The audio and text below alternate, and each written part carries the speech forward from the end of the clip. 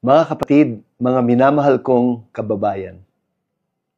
Noon pong September 21 sa EDSA People Power Monument, nanawagan po tayong muli para sa katotohanan, katapatan, at tapang sa harap ng mga pagsubok ng ating bayan. Ngayon po, habang patuloy nating hinaharap ang mga matinding katiwalian sa mga pondo para sa flood control, nais ko pong ulitin at patibayin ang panawagang iyon. Suportado po ng Catholic Bishops' Conference of the Philippines ang mas malalim na pagtutulungan ng simbahan at ng sambayanan, church and civil society sa diwa ng synodality o sabayang paglalakbay, pakikinig sa isa't isa, pagkilos ng sama-sama at pagtindig para sa kabutihan ng lahat. Hindi po tayo kumikilos dahil sa galit, kundi dahil sa pag-asa. Nananawagan po tayo ng pananagutan, pagtatanggol sa katotohanan at pagpapalakas ng ating demokrasya. Ang katiwalian ay hindi lang paglabas sa batas. Ito'y mabigat na kasalanang moral. Ninanakaw nito ang para sa mahihirap, winawasak ang tiwala at pinahihina ang haligi ng ating bayan.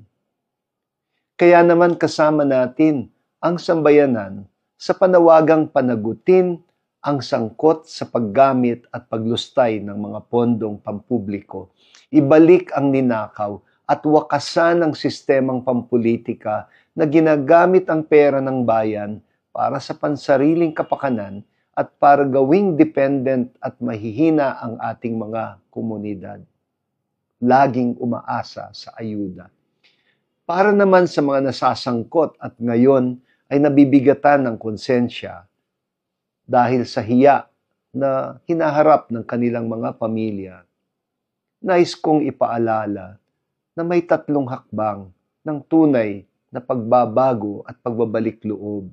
Una, pag-amin. At ito yung tapang na sabihin o aminin ang nagawang mga pagkukulang at pagkakasala. Ikalawa, pagsisisi. At ito yung taus-pusong pagsisisi sa mga pinsala na nagawa o perwisyong naidulot sa lipunan. Ikatlo, ang pagsasauli at pagtutuwid. Yung handang itama at isoli ang ninakaw para sa kabutihan ng ating bayan.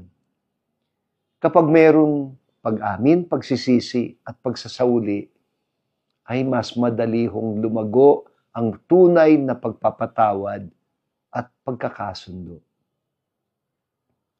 Pipiliin nating lagi ang mapayapang pamamaraan, ang pagsunod sa saligang batas, at ang aktibong pakikilahok sa demokratikong proseso. Tinatanggihan po natin ang anumang panawagan sa karahasan o mga panawagang labag sa batas na mga hakbang. Nasa pagkakaisa, pag-ibig sa kapwa, at katapatan sa katotohanan ang lakas ng ating bayan. Hinihikayat ko po kayo, mga laiko, na manguna sa makasaysayang misyon na ito. Nananawagan din po ako sa ating mga lingkod bayan at mga nasa uniforme na manatili naman tayong tapat sa ating konstitusyon at batas.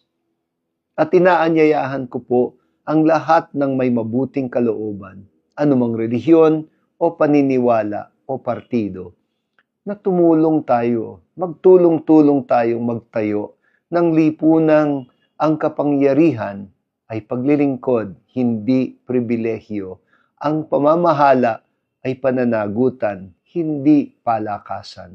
At ang pag-asa ay hindi salita lamang, kundi sama-samang paninindigan.